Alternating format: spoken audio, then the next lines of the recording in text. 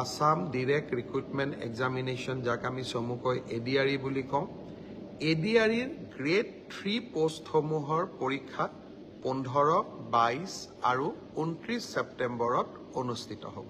আৰু আজি আমি সিদ্ধান্ত ল'লো যে অহা 3 অক্টোবৰৰ পৰা পুলিচৰ ফিজিকেল টেষ্টসমূহ আৰম্ভ হ'ব। মই আকৌ এবাৰ কৈছোঁ যে গ্ৰেড 3 পোষ্টসমূহৰ বাবে ইণ্টাৰভিউ 15, 22 আৰু 29 ছেপ্টেম্বৰত অনুষ্ঠিত হ'ব। এই পৰীক্ষা এইবাৰ লোকসেৱা আয়োগে পতা পৰীক্ষাৰ আৰ্হিত হ'ব।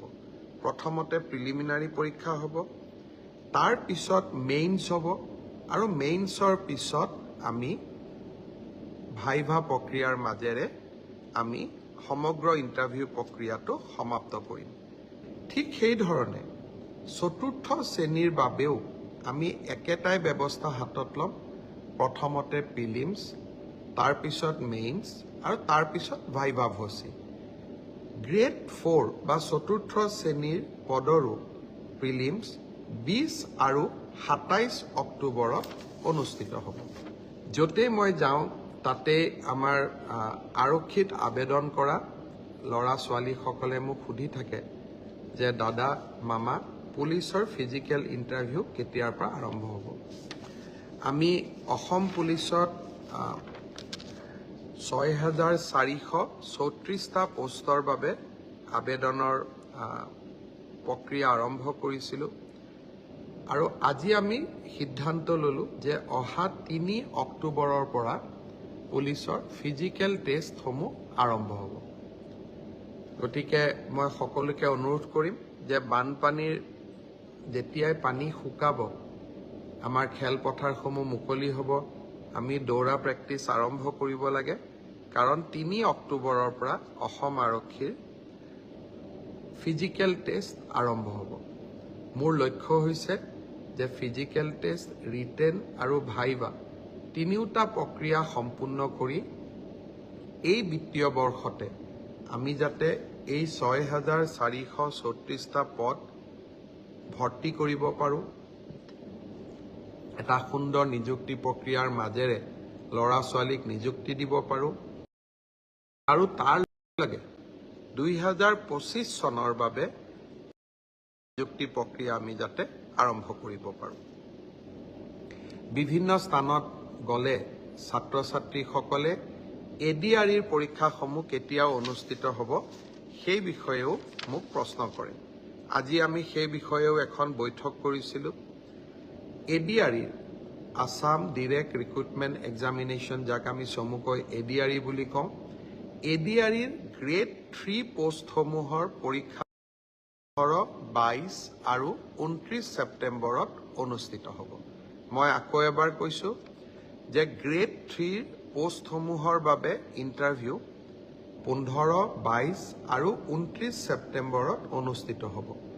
এই পৰীক্ষা এইবাৰ লোকসেৱা আয়োগে পতা পৰীক্ষাৰ আৰ্হিত হ'ব। প্ৰথমতে প্ৰিলিমিনাৰী পৰীক্ষা হ'ব, তাৰ পিছত মেইনছ হ'ব, আৰু মেইনছৰ পিছত আমি ভাইভা প্ৰক্ৰিয়াৰ মাজেৰে আমি সমগ্ৰ ইণ্টাৰভিউ প্ৰক্ৰিয়াটো সমাপ্ত কৰিম। প্ৰিলিমছ এক্সাম তৃতীয় শ্ৰেণীৰ পদসমূহৰ বাবে 15, 22 আৰু 29 ছেপ্টেম্বৰত অনুষ্ঠিত হ'ব। আজি আমি জুলাই মাহত আছোঁ। মই আশা কৰিম যে আমাৰ শিক্ষাৰ্থীসকলে, চাকৰি প্ৰাৰ্থীসকলে যাতে পঢ়া শুনা আৰম্ভ কৰে। ঠিক সেইধৰণে চতুৰ্থ শ্ৰেণীৰ বাবেও আমি একেটাই ব্যৱস্থা হাতত ল'ম। প্ৰথমতে প্ৰিলিমছ, তাৰপিছত মেইনছ আৰু তাৰপিছত ভাইভা ভচি। গ্ৰেড 4 বা চতুৰ্থ শ্ৰেণীৰ পদৰো প্ৰিলিমছ 20 আৰু 27 অক্টোবৰত অনুষ্ঠিত হ'ব। আমাৰ গ্ৰেড 3ত প্ৰায় 7,500 পোষ্ট আছে, আৰু গ্ৰেড 4ত প্ৰায় 4,500 বা আৰু অলপ 100-200 বেছি, ইমানখিনি আমাৰ পোষ্ট খালী হৈ আছে। এটা স্বচ্ছ নিযুক্তি প্ৰক্ৰিয়াৰ মাজেৰে আমি এই পদখিনি পূৰণ কৰিম।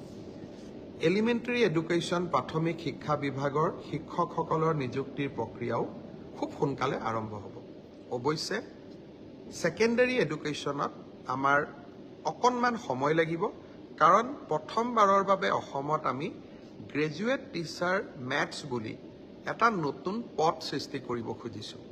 আমাৰ স্কুলবিলাকত হাইস্কুলবিলাকত ইমান দিনে গ্ৰেজুৱেট টিচাৰ ছায়েন্স আছিলে, মেথছৰ বাবে সুকীয়া শিক্ষক নাছিলে।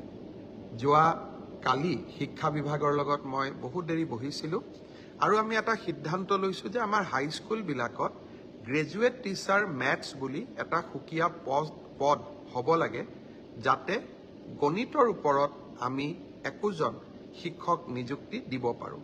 গণিতৰ শিক্ষক নোহোৱা বাবে আমাৰ স্কুলসমূহত শিক্ষা ব্যৱস্থাত বহুত জটি পৰে। শিক্ষা বিভাগে কেইবা হাজাৰো, বিশেষকৈ প্ৰথম অৱস্থাত প্ৰায় 2000 গণিত শিক্ষকৰ পদ সৃষ্টি কৰিব লাগিব। সেয়েহে মাধ্যমিক শিক্ষকৰ নিযুক্তি প্ৰক্ৰিয়াটো এমাহ বা 2 মাহ পিছত আমি আৰম্ভ কৰিম।